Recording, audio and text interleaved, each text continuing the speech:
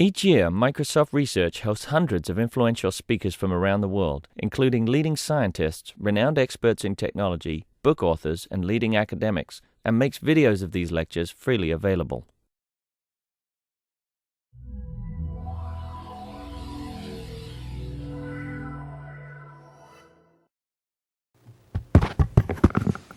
Okay, it's a pleasure to have Liam Roditi, who came here all over from Israel. Actually, he came a day early, so he has no excuse to be tired today.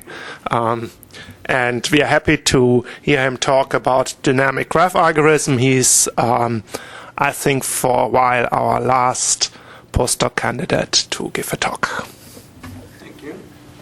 Okay, so I will speak about some developments that happened in the field of dynamic graph algorithms in the past few years.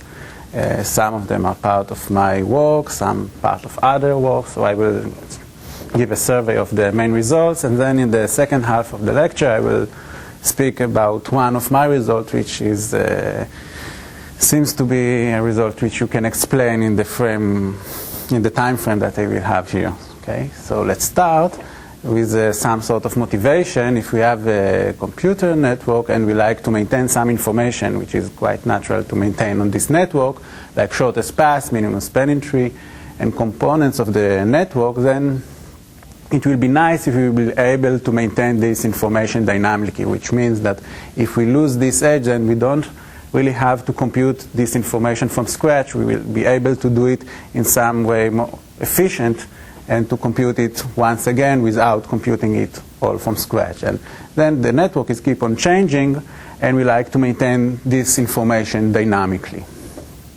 Okay, so if we will pass to a more formal definition, then we will have a graph, which may be directed or undirected, and we like to maintain some information on this graph while the graph is being changed. Okay, and we can support edge insertion or deletion, and we can decide that we support even vertex insertion or deletion. It depends on the definition of the problem and the graph, and I will mention exactly what we actually support when I will talk about the specific solutions. Now, the most fundamental problem that you can think of is the connectivity of undirected graph. We have two vertices which we like to decide whether they are in the same component of the undirected graph. Okay? So if this is the graph, then we can see that u and v are in the same component, but u and u tilde are not. But if we now gain this new edge in the graph, then all of these become the same component, and then we have to be aware on that, because we have to be able to answer queries every moment. Okay, so in every moment you have to be able to answer any possible query. Okay, which means that you cannot do some sort of thinking and not keeping the right information all the time. So you will have to keep the right information all the time. Now, passing to directed graph, the problem of connectivity is split to two different problems. One is the reachability, where you get two vertices and you have to decide whether there is a directed path from u to v. And the other one is the strong connectivity, where you get two vertices and you have to decide whether they are in the same strongly connected components, or in other words, whether there is a directed path from u to v and from v to u. Okay, so this is the two problems which I mainly focused in my PhD. Then generally when we get good solution, good dynamic algorithms to strong connectivity, then we were able to translate them to good algorithms to the reachability problem. I will try to give this intuition later. And let's start with some more ways to understand how we measure the performance of a dynamic algorithm. So we'll do it while comparing it to a static algorithm. Then we have an input in the static environment. Then we have a static algorithm which runs on the input and produces the output, and then we are done. Okay, but in dynamic algorithm situation is much more complicated. We have input, we have the dynamic algorithm which works on this input, but this is just the initial input. Okay, so we produce some output, but then someone is changing the input. So we'll have to operate the dynamic algorithm once again to produce the new output. The output may be some sort of a data structure which is capable to answer queries on the information that we maintain. And we will have to do it forever, okay, because these changes can keep on going. Okay, so after any input change, the dynamic algorithm updates the output according to the input change. And we will have to do it fast. Okay, so how we are going to measure a good, what is the measures that we can say about a dynamic algorithm and can say that the algorithm is good? Okay, so how we measure the performance of a good dynamic algorithm? So when we have a static algorithm, it's quite simple. We simply like it to run as fast as we can. Okay, but when we have a dynamic algorithm, then the setup time, giving the initial input, is very important. Okay, so this, a natural lower bound to the setup time, will be the fastest static algorithm that you can think of. Okay, because we won't be able to make it faster. Okay, because we have some initial input, suppose a graph, and we like to maintain the transitive closure of the graph. Then, after building the initial data structure, which stands for the original input, then we won't be able to do that faster than the fastest static algorithm that we can think of. The most important thing in the dynamic algorithms are the update times. Okay, so we have the input, we have the data structure, and we have some change to the input. So now we like to update the data structure according to the change. Okay, so this is the most important part. Okay, and another thing that we can think is the query time. Okay, so since the process is quite long and we may have a lot of updates but not many queries, then we may do some sort of a trade-off and say we don't really like a constant query time, which was the thing that I assume here, and we like to get a larger query time and to gain a faster update time. Okay, so we'll see also this sort of results where you allow a non-constant query time and you will get a better update time. Okay, so other variants on the dynamic problems are what we actually support. We can support only deletions or only insertions. Okay, and then we actually make the problem like will be infinite problem because we will have a set of edges and eventually we will delete all the edges.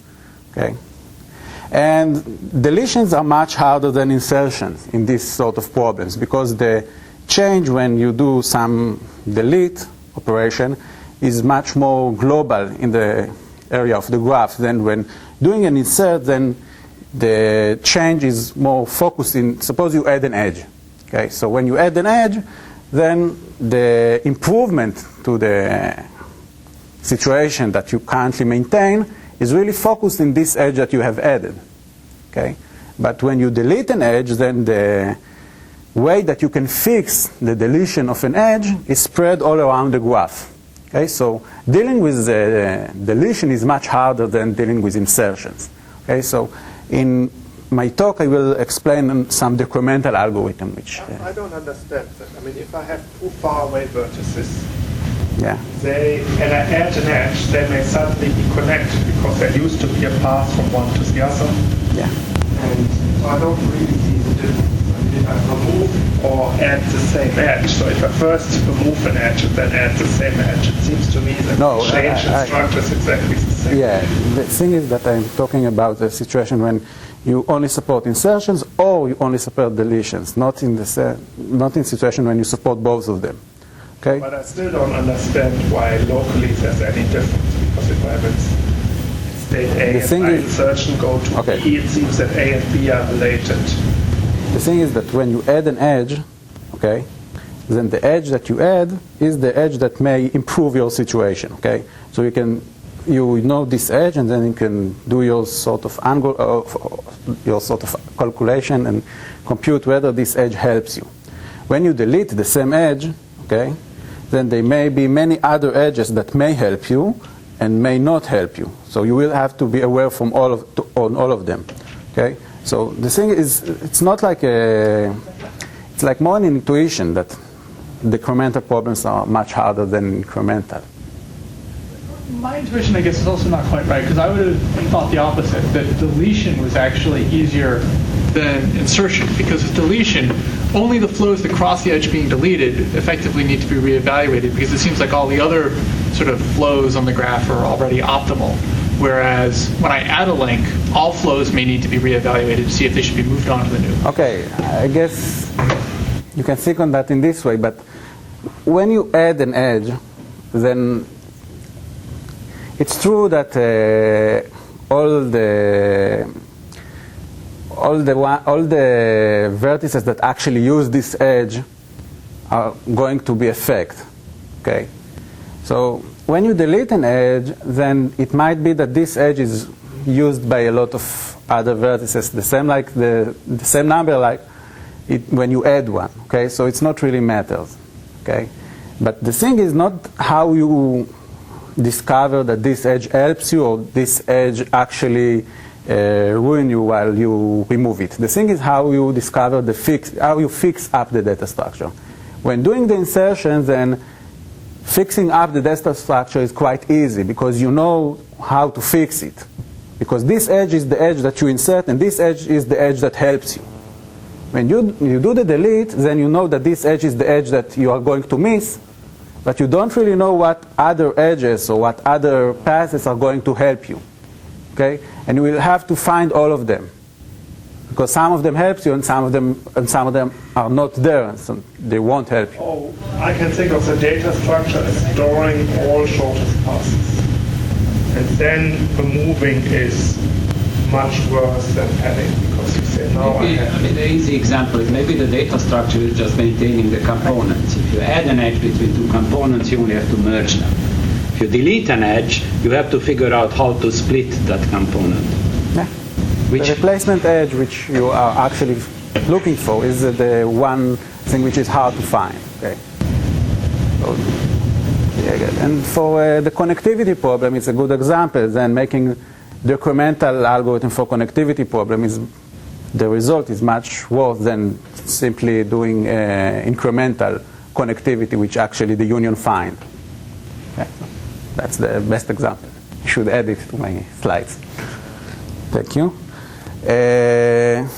So the other thing is allowing fully dynamic, where you also have insertion and deletion. So obviously it's the worst case. Okay, this is the thing that we have to deal with a lot of difficulties. And the way that we measure the update time. Okay, so most of the success in the field is like measuring the update time in amortized sense, because we have a process and we actually amortize the running time over the updates. Okay, but some of the latest results are in worst case, where we actually bound the time each update operation cost us. Okay, so this is much harder to bound the worst case, and most of the results are actually amortized update time. Okay. So let's start with the decremental algorithm for the reachability problem. So there was a lot of work done on this problem for some reason. And the problem is that we have a directed graph, and the graph just loses edges, and we maintain the transitive closure matrix of this graph. Okay? And here we will see the running time, which is the total time, which means the time from the first edge that we delete till the last one. Okay, and the number of edges is m, and the number of vertices is n. Okay, so, and here we will see the constant, the query time, which most of the time will be constant, but in some algorithms it will be more than that. Okay, so and that's already said. So the first algorithm runs in m times n, which is the best that you can hope for, because if you have a graph, then just computing the transitive closure will be m times n. And it has a constant query time, so, and it's already from 88, so why to do much other works afterwards? And the reason is that it only works for DAGs. Okay, so introducing a cycle into a graph, into a directed graph, makes the things much worse. Okay, so this algorithm is due to Pino Italiano from 88, and it contains a very simple ID, which when you support, which you use when you use the same algorithm when you have cycles, then you will get a much worse query, much worse total running time, which is m square. Okay? And this is due to Poutrin, Van Leuven, and also these 4 guys, Frigioni and 3 others, make some experimental work which tested all the transitive closure algorithm, which dynamic transitive closure algorithm that we had that were till this year, 2001. Afterwards, before that, actually, this algorithm actually was tested in this work. Henziger and King succeed to reduce the running time to m times n log to the power of 2, but the query time is much higher. It's n over log n. Okay, so they succeed to get almost to the best that you can, and this is for general graphs, and they succeeded to get almost to the best that you can hope for, but the price was very large. Okay, each query is very, very expensive. No, you said that the output is just the transitive closure of the adjacency matrix. You have the transitive closure, yeah. So but here it's not the transitive closure. Here you actually answer reachability queries. So here you don't have the transitive closure matrix. All right. Yes. Here, when you have a constant query time, then you actually have the transitive closure. Now, Dimitrescu and Italiano, in a work which I will mention also later, succeed to get to n to the power of 3. And then Baswana, Hariran, and Sen succeeded to get to m times n to the power of 4 over 3. Also, this algorithm and this algorithm are using randomization, which means that they may have one-side error. Okay. And finally, so in this table, how do we know what the update time is? So the update time is like you can take the amortized update time is simply divided by m. Okay. The total time divided by m. Yeah. This is the amortized update time. Okay. Oh, it's total time. So yeah. So you start with essentially complete graph, or just you start with a graph with m edges, and you end up with no edges left. Yeah. I see. Okay. M edges doesn't have to be ordered. So does the total time include the first step?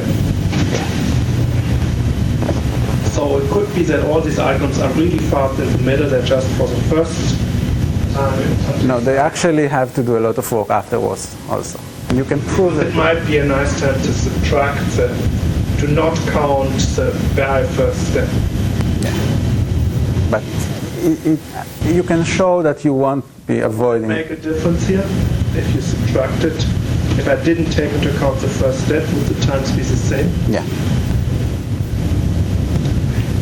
And the result that we had, and this problem is that we can show actually m times n running time, expected running time, for general graph. Okay, and this is essentially the best that you can hope for in the sense if you count the initial cost, like you say, but you can show that this is you won't be able to improve it without improving the static algorithm. Okay. So this is the result on decremental reachability, but the problem that really concerned me while I was working on this problem was actually the fully dynamic reachability. And here so you said expected running time, so the expectation is of all possible orderings of No, you simply flip a coin inside the algorithm, so we don't assume anything on the updates. Oh, so it's a randomized algorithm. Yeah. That's okay. Like Las Vegas.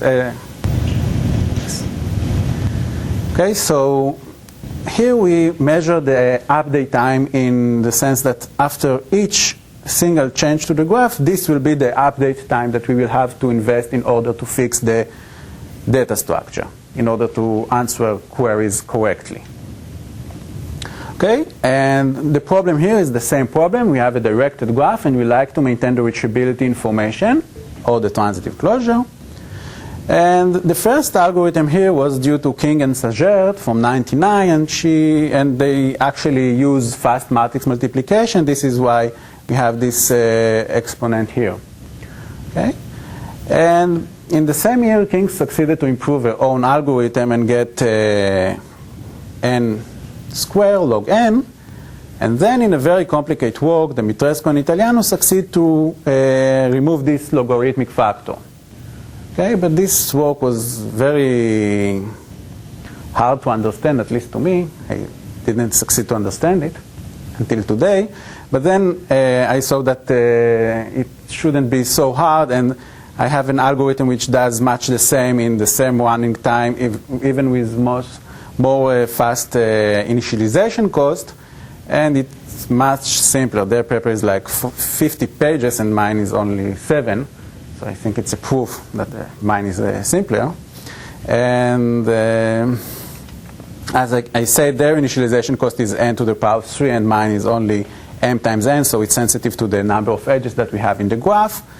And after my work, then Piotr Sankowski in 2004 succeeded to get a running time which is the same, but in worst case.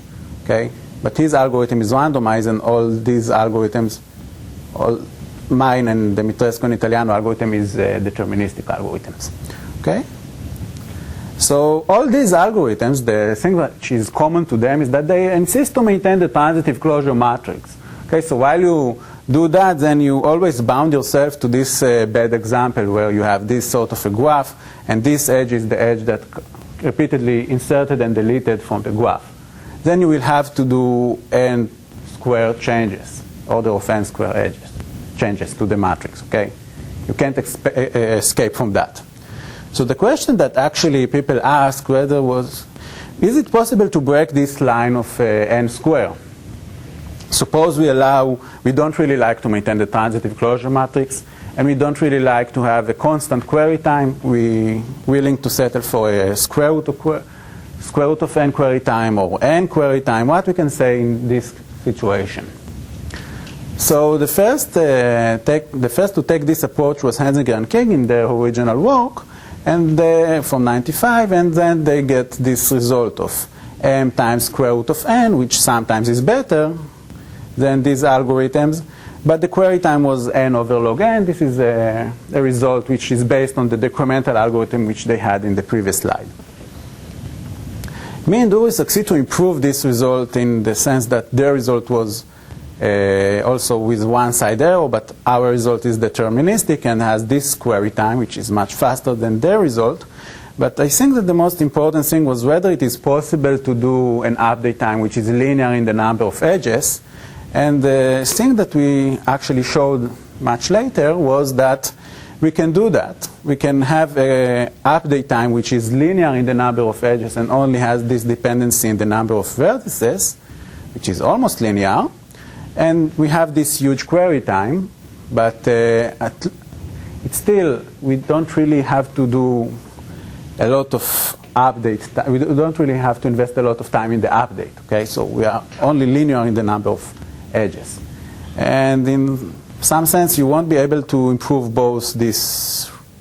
Okay, you can only improve the query time, not both the query time and the update time. Then you will be able to improve the static algorithm.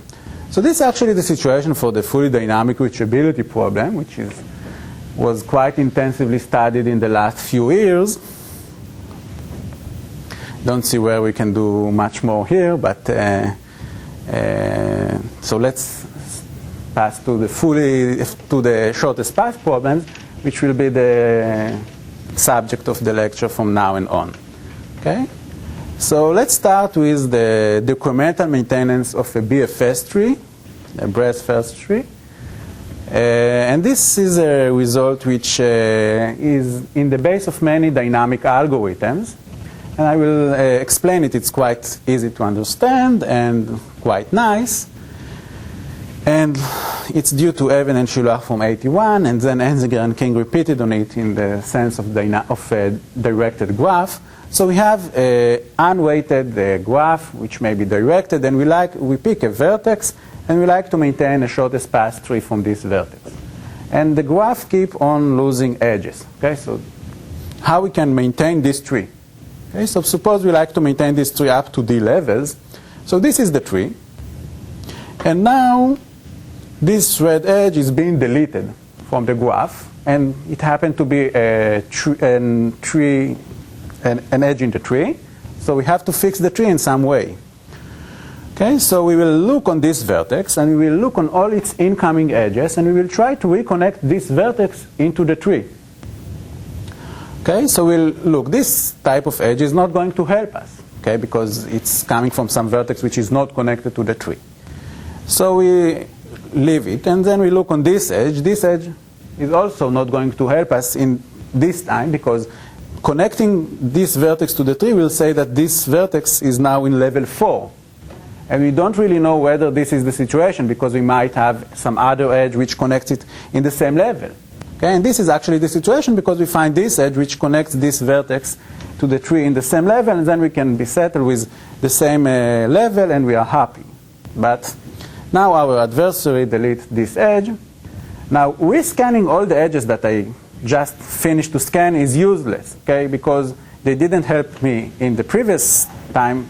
Now they probably won't going to help me, because I just lose one more edge, then the situation is just getting worse. Then these edges are not going to help me to connect this vertex here in level 2. Okay, so I don't really have to rescan all these edges, all the edges that going inside this vertex once again in this level. Okay, now suppose this red vertex don't have any more edges going inside it, so we cannot connect it in level 2. Okay. So we'll say to all the children that count on this vertex, okay, we don't have any way to connect you to the tree. You have to try to connect yourself. So we will try this vertex. Now we will try to connect itself to the tree in level 3, and all these vertices, these red vertices, also try to connect themselves in level 3. They might succeed, they might not, but this way we will maintain the tree. Okay? So in the way that I'm describing it, then it's quite clear that we will examine every edge just once per level. Okay? And the total complexity will be m times d if we like to maintain it up to d levels. Now d, if we like to do it for all the possible passes, all the possible lengths, will be equal to n, then we will get that the total time for maintaining the BFS tree will be m times n. Okay, and this is just from a single vertex. So what we actually, the information that we maintain is the distance from a specific vertex to all the other vertices of the graph, and this will cost us m times n during all the deletions. And this algorithm seems like a very simple algorithm, and the question that you can think of is whether it is possible to improve it. So let's see some problem which seems totally unconnected. We have two Boolean matrices, and we like to multiply them and get the product of these two matrices. And let's see how we can connect these two problems and see some sort of a reduction. Okay, so we can span the ones of the first matrix, of this matrix here, as edges between the vertices of the set U and the vertices of the set V. Okay? Every one here is correspond to an edge here. Okay? For example, this one here is correspond to this edge here. Okay? So we can span all the ones of this matrix as edges here. In the same way, we can span all the ones of this matrix B as edges in between the set V and W. Now, it's very easy to see that when we like to multiply, for example, this row with this column, then it's correspond to the following thing. Okay? So we only need to check whether there is a path of length exactly 2 from this vertex here to this vertex here. Okay? It may cross every one of these vertices. I don't really care which vertex, but this will correspond to a 1 in this entry. Okay, how do you multiply? Do you multiply mod 2, or do you multiply sort of with the maximum of the entry at 1? Because also, if you multiply mod 2, you actually have to check whether the number of paths is even odd. It's like Boolean, you have two vectors, and you just like to do a Boolean multiplication of these two vectors. The answer will be 0 or 1. What if I get the vector 1, 1 times 1, 1? Which is the result? What's it? the vector 1, 1 times the vector 1, 1. What do you get? 1. Okay, so now what you actually need to check is whether the distance between this vertex to this vertex is 2. This will give you the answer for this entry. Okay? Now, how you can use that in order to get some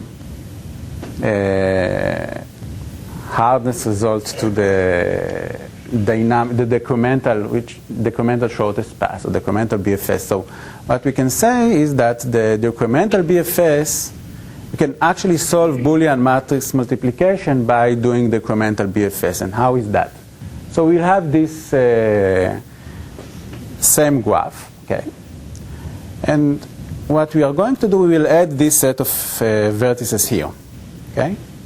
Now we will maintain a single source BFS from this vertex R.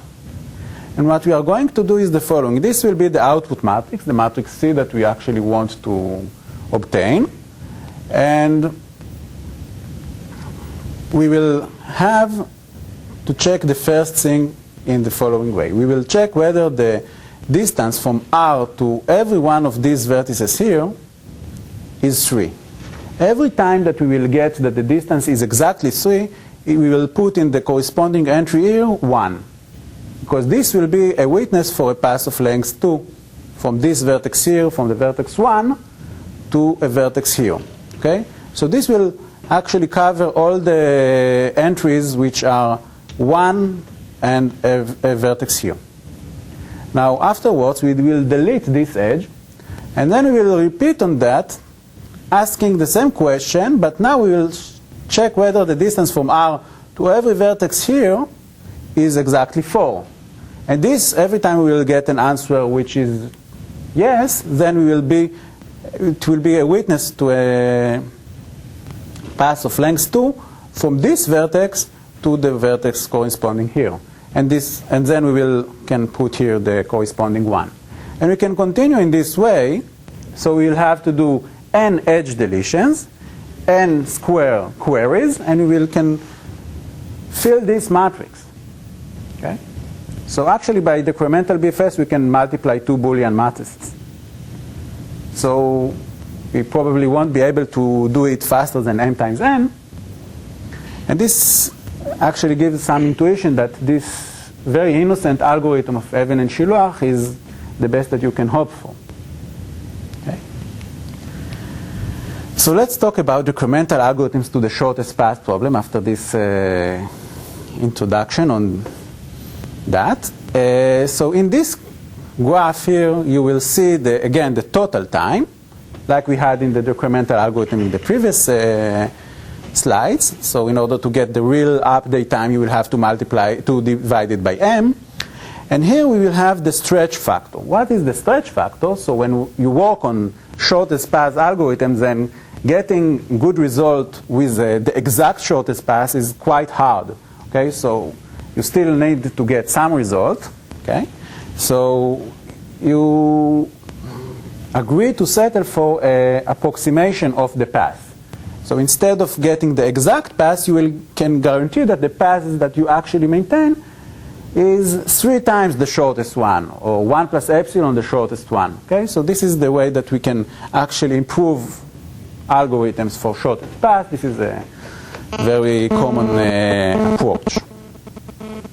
So the first algorithm that I put here is the algorithm of Even and Shiluach, although this algorithm only maintains single source shortest path. All the other algorithms that will be here will maintain all the pairs of shortest paths. Okay? I will put it here just to get the comparison between all these algorithms. Now the first algorithm which actually we have here is due to Dimitrescu and Italiano from 2003, and it runs in m times n to the n square. Here I also don't put logarithmic factors. We have here some logarithmic factors. In every of these results we have logarithmic factors, but I don't show them.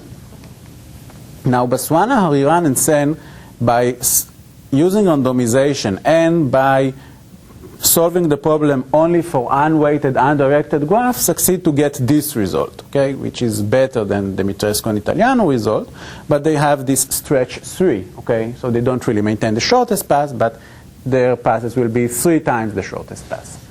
And they have this sort of many results where you can increase the stretch and reduce the update time, but they're quite weird, and this is the best that they have. And me and Uri succeed to improve their result in the sense that both the stretch is, instead of 3, it will be 1 plus epsilon, and the running time instead of this will be m times n with some logarithmic factor. Of course, that epsilon also is hiding here, but I don't write it. So the nice thing, as I said, all these results are for unweighted, undirected graph. And the nice thing here is that you can see that Even and Shiloach maintain only a single source information. And here in our result, we maintain the all information. We have to maintain much more information, and we do it in without losing too much. We do it in 1 plus epsilon instead of 1, and the running time will be a bit worse, and we also use randomization. Okay, so it's not like everything is good, but it's quite close. Okay, so in the rest of the talk, I will talk about this result, which I can think you can get the flavor of it in the time that I will have here. How much time I left? Oh, you have tons. Half an hour. It's okay. There are also fully dynamic algorithms for the problem, and the first one was due to King from 1999. And then the Mitrescu and Italiano, in a very important work, succeed to improve this result and get n to the power of n square. And they have here log to the power of 3, which was reduced later by Mikkel-Torp to log to the power of 2. And me and Uri succeed to get some sort of a result for unweighted directed graph. And we have here a worse query time, but our update time is faster for sparse graphs. And using the result from the previous slide, we can get this trade-off. Using the decremental result that we have from this previous slide, we can get this trade-off where you can get very close to an update time of m, but with a very large query time. Okay? But this is fully dynamic algorithm, so they are much harder. Okay, so the last result I have to mention in this context is the result of Mikkel-Torp from last year's talk, where he showed that you can maintain the all-pair shortest path in n to the power of 2.75 worst case. Okay, it wasn't clear whether you can do that in less than n to the power of 3 worst case. So that's, in a very complicated work, he showed that you can do that, and I think that the true answer is at least here, but I don't really know how to do that yet. So in the rest of the talk, I will speak about the decremental 1 plus epsilon approximation algorithm. And it was in this paper from FOCS 2004 with Uri Tzvik, which is also my advisor. Okay, so the formal results state the following. We can maintain a 1 plus epsilon approximate distance matrix for an unweighted, undirected graph. And we will use the fact that the graph is unweighted and undirected, and I will mention where. And the result will be that for any fixed epsilon which is greater than 0, we have a decremental algorithm with a total expected update time of O tilde m times n, which means that we hide here log to the power of 2, I think, and the worst case query time, which is constant. Okay? So let's start, but first just an overview on this paper. So the decremental algorithm is like the base of the paper. Generally, when you get a good decremental algorithm, then you will be able to get a good fully dynamic algorithm. So the best motivation for decremental algorithms is that you can use them to get fully dynamic algorithms. But we also have here a decremental distance oracle, which I have to explain what it is. The thing is that I'm going to use it. So a decremental distance oracle, which I will define shortly, it uses the decremental algorithm, which I will describe here, but the decremental algorithm also uses a decremental distance oracle, which is kind of weird thing because It's like it's not, but I will show you how to get over it, so, and to understand it.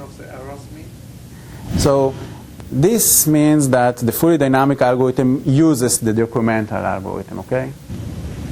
Okay, so this is the way that so here you can see that the decremental algorithm actually uses the decremental distance oracle, while the decremental distance oracle actually uses the decremental algorithm, which is quite weird.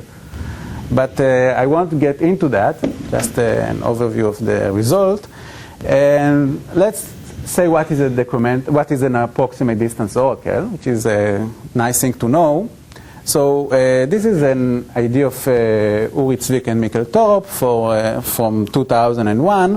When you have an undirected weighted graph, and you like to compute its shortest path, then you have to compute an all pairs shortest path matrix. And if n is large, then n times n which will be much larger, and then it won't be it might be the case that you cannot hold this matrix, okay? So you will like to have some more compact data structure where you can compute it much faster. You will compute it instead of m times n, you will compute it in m times n to the power of 1 over k. And the space of this data structure will be n to the power of 1 plus 1 over k. What is k? K is the stretch factor. So the passes here won't be the shortest one, but they will be 2k minus 1.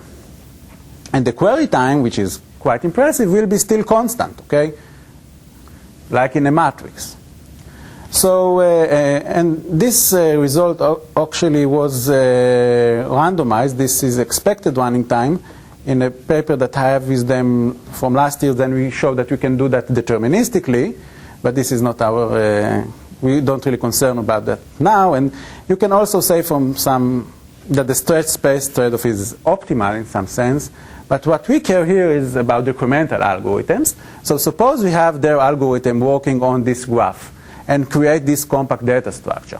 But now this edge is being deleted. And now this edge is also being deleted. So their data structure is no longer valid because it might be the case that here we have passes which become much longer than the passes that we actually have in the graph, much shorter.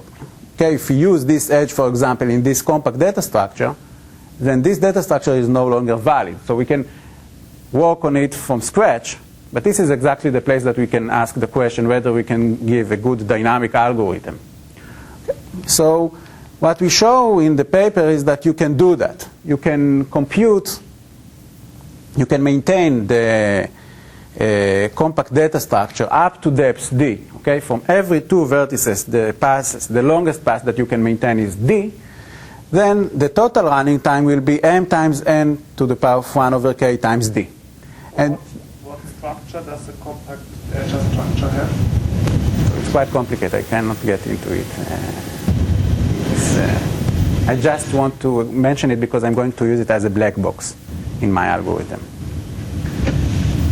And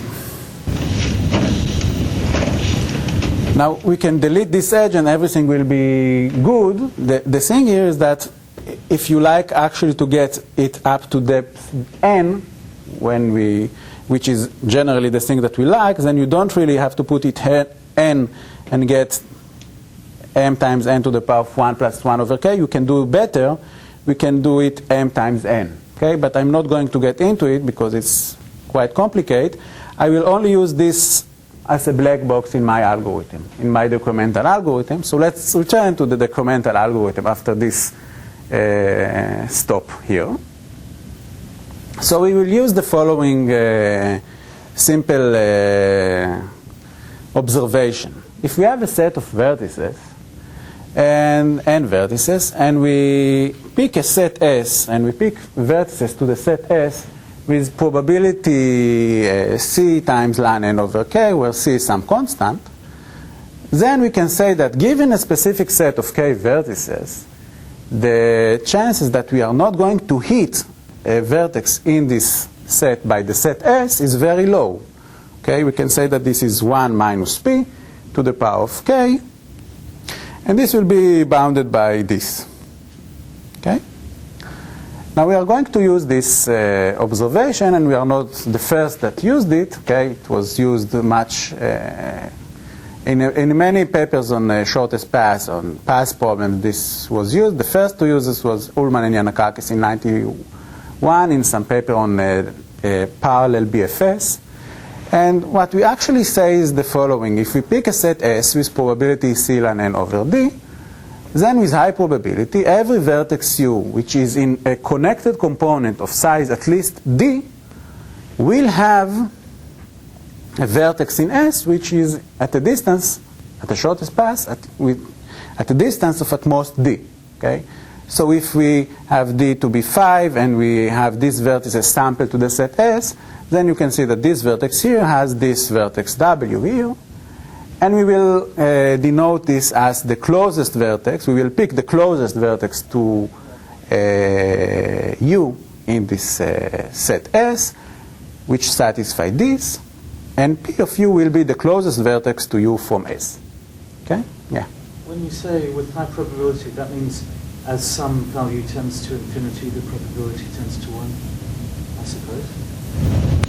With high probability? Yeah. I mean, what's the sort of mathematical statement of with high probability? This probability. Okay? So now, now I will have to show you how to approximate paths using this this structure. Okay, and it will be quite easy. Okay, so the only thing that we need from you is to know some lower bound on the path from U to V. You give me these two vertices, U and V, and using this sampling, I will approximate the distance from U to V. And I will do that by knowing a lower bound on the path. Suppose you say to me that the path from U to V, the shortest path from U to V, has a length of at least 2 to the power of I. Okay? So we will create a set S with this probability, C ln n over epsilon times 2 to the power of I. And if this is the shortest path from U to V, okay, now I will have this vertex U, which is the P of U, which is the closest vertex to U from the set S. Okay? Now I can say the following. Okay? The distance from U to P of U is quite small. It will be at most epsilon times 2 to the power of I, as I stated before. Now the distance here, I can bound it with the distance, with this distance. Okay, so let's see how I'm going to approximate the path from U to V. The path from U to V will be approximated by the black path. Okay, so the green path here will be approximated by the black one here. Okay, so now I need to bound the black path in terms of the green path, okay, in order to see the approximation factor, which will be 1 plus epsilon in the end. Okay, so the first thing that I can say is that the distance from V to P of U, this one here, okay, let's switch the colors, the distance here, the green path here, is bounded by this path here, okay, because this is a shortest path, and this will be at most the length of the path. Now, we can also say that we can simply add these two, this is the same actually. So what we actually get is that the approximated path is the shortest path plus 2 times this amount, which is quite small because it's almost, it is at most epsilon times 2 to the power of I. This is the thing that we actually use because we know that every vertex will have a vertex which is very close to it. And we also know that the distance from U to V is at least 2 to the power of I, which means that we can use this and this in order to get this result, okay? So we get a 1 plus 2 epsilon approximation of the shortest path from U to V. Okay? Now, we don't really know that the path from U to V is of length at least 2 to the power of I. Nobody is going to say this to us, but we do know that all the possible lengths of shortest paths come from this range. And why is that? Because the graph is unweighted. Okay, so we can take this range and divide it to this log n intervals, and to have a set for every one of these intervals. Okay? So the set Si will cover the lengths in the interval 2 to the power 5 till 2 to the power 5 plus 1. And now we can do this for every one of these intervals. And in order to get the shortest path, the best approximation that we will have, then we can scan all this interval and find it. Okay, so what we will have, we will make Si sensitive to the distance it has to cover. Okay, so we will add vertices to the set Si with this probability, okay, which is proportional to the interval the set Si is responsible on.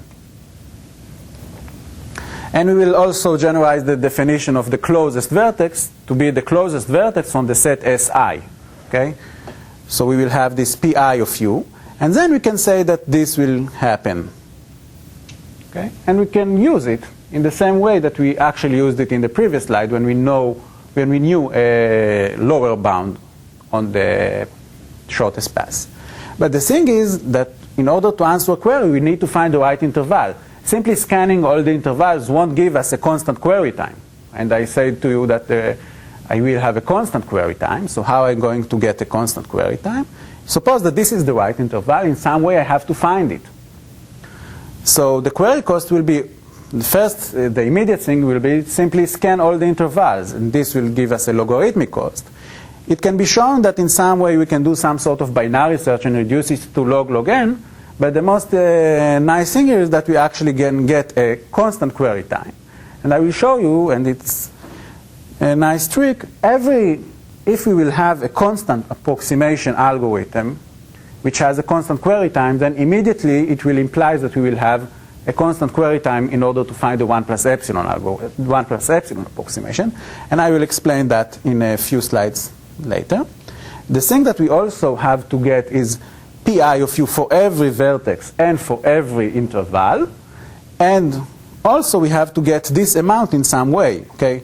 So getting this amount will be quite easy because this is only for every u. You will have to save the shortest path to its closest vertex in Si. Getting this amount is a bit more subtle because you will have to save for every vertex in the graph the shortest path to every vertex in Si. So this is also need to be done carefully, because all these things has to keep this time limit. Okay, we have an unweighted, undirected graph with m edges which are being deleted. So all these things have to be maintained decrementally, and the total running time we can invest in this algorithm is only m times n. Okay, so this is our time limit which we must stand in. So querying order 1, this is, I think, the very nice trick in this algorithm. So if we have some constant approximation of the distance from u to v, and we can get it in constant time, then we will have a constant number of intervals to search in. And then we can find the 1 plus epsilon approximation in constant time. So what we actually need is simply someone which says us in constant time that this is the approximation of the distance from u to v, and it is a c times approximation. And then we only need to find in these log c intervals the 1 plus epsilon approximation. Okay? So what I'm only going to show you is how to get a constant query time for a constant approximation. Okay? So how we are going to do that?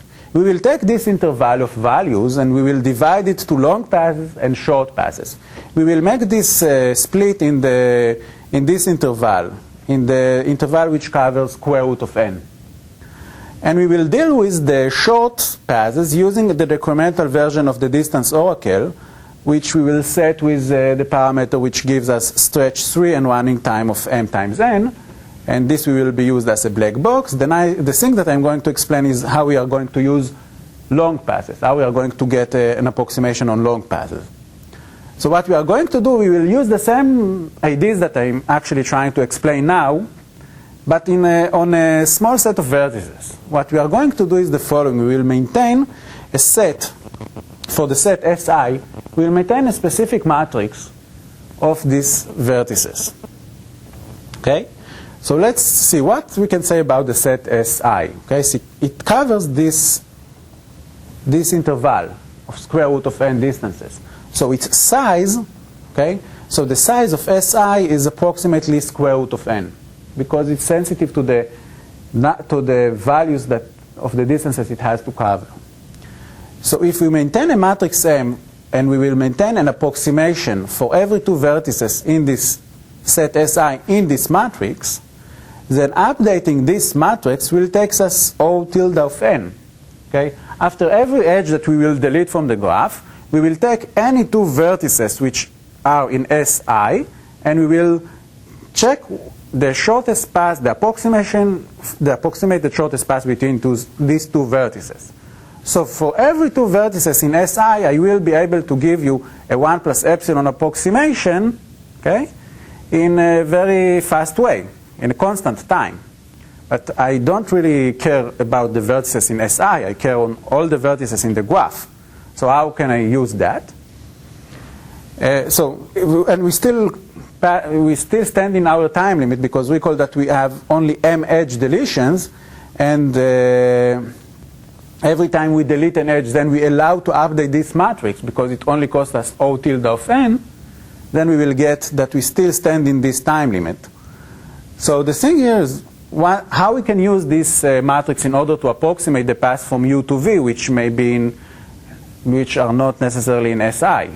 So this is the thing that we actually need to see here. So we will use this approximation, the approximation from Pi of U to Pi of V, in order to approximate the distance from U to V. But how it is actually possible? So let's see how we can bound the distance from Pi of U to Pi of V. What is the connection between the distance between these two vertices, which are part of the set Si, and we have the information on them in constant time, and these two vertices which are in the graph, somewhere in the graph.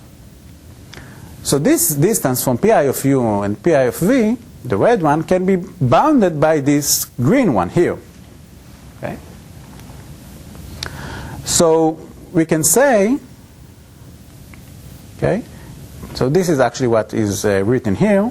The red one here is bounded by the green one here.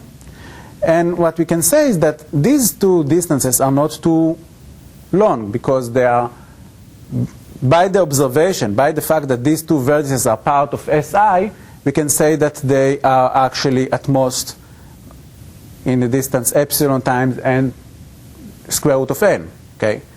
Now, what we are now using is the fact that we actually only approximate, in this case, long paths. Because if we are in this situation, we only approximate long paths. Okay, so we know that the path from U to V is at least of length square root of n, which means that we actually got a 1 plus 2 epsilon approximation for the distance from U to V by using this Pi of U and Pi of V. Okay, so we don't really have this value. We have an approximation of this value, which means that we actually get a 1 plus epsilon times 1 plus 2 epsilon.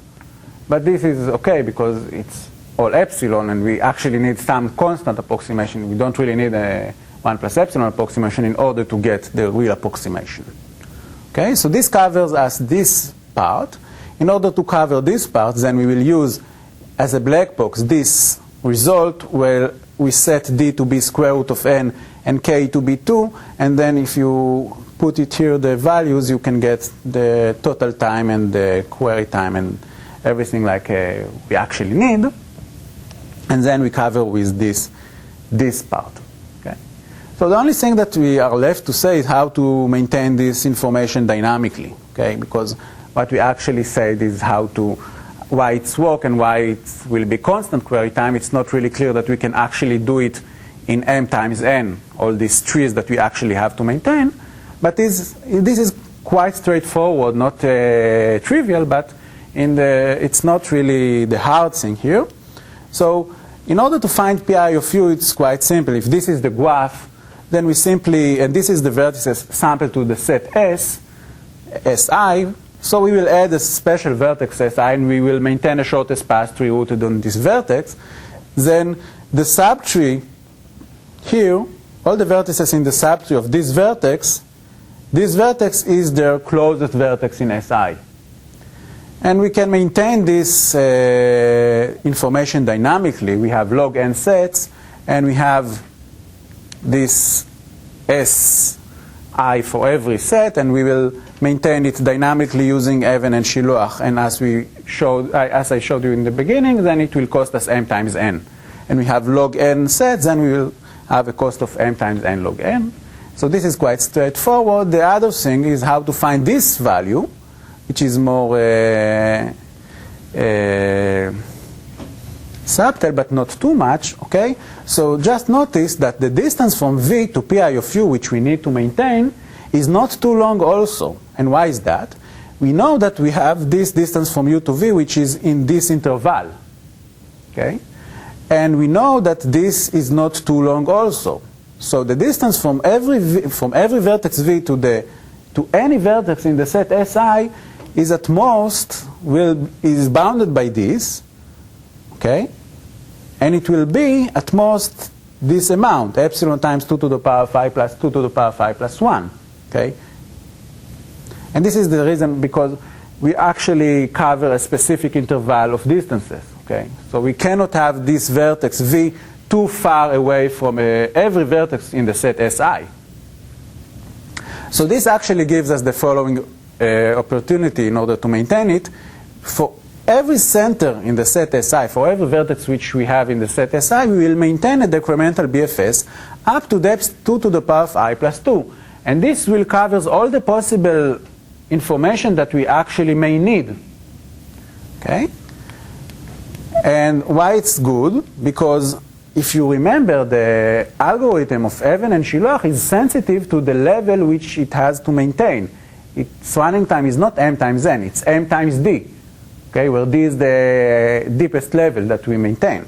So this gives us that this is the number of vertices in the set Si, and the cost for maintaining the decremental BFS is only m times 2 to the power 5 plus 2, which is the depth that we need. Okay, because this is, we use here Even and Shiluach, and the number of intervals will be log n. Okay. So this gives us O tilde of m times n, and this is actually completes the algorithmic part here that we need. And we can be happy now with that also. And let's see what open problems still we have here. Here I think that there is still things to do, with not like in the reachability problem, which I don't really think that there are much left to do. Here in the shortest path, then adapting these ideas to the directed graph is impossible, because all the things that approximate passes in undirected graph and uses this, I bound the pass in both directions, okay? So approximating passes in directed graph is not possible using these ideas, okay? Because you sample, you have to go to the vertex which is closest to you on both directions. And in directed graph, it's not going to be the case, because you might go in one direction and it is impossible to return in the other one. Okay, so in order to do this, the same result in directed graph, you have to get a completely other ideas. Okay, it's not really. I don't really know if it will be possible. And the thing that I think is interesting in this context also is improving the paper, the algorithm of Mikkel, which appears in the paper of his paper in STOC 2005, and getting a worst case update time for the fully dynamic problem n to the power of 2.5. I think that this is something we should obtain in the end, but it will be hard. So this is the open problems I see on this specific, but also dynamic problems have a lot of, dynamic algorithm has a lot of other problems which are not really connected to shortest path and reachability. That's all.